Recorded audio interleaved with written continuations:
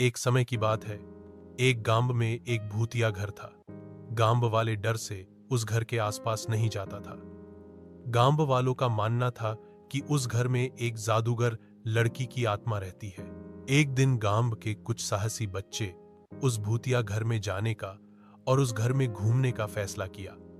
बच्चे जब घर के सामने गए तो देखा सिर्फ खिड़की खुली हुई है और बे सभी उसी खिड़की से अनादर चले गए।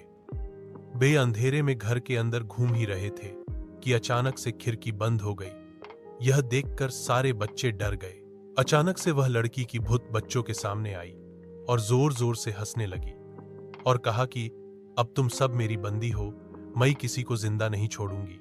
बच्चों को डर के मारे कुछ समझ नहीं आ रहा था, लेकिन फिर भी वे हिम्मत नहीं हारे और सब एक साथ मिलकर बाहर निकलने का रास्ता ढूंढने लगे।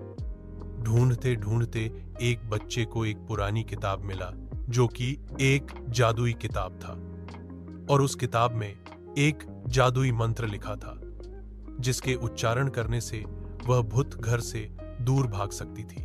बच्चों ने मिलकर उस मंत्र को पढ़ना शुरू किया। अचानक से एक रोशनी घर के अंदर आई और उस भूत को साथ ले गई।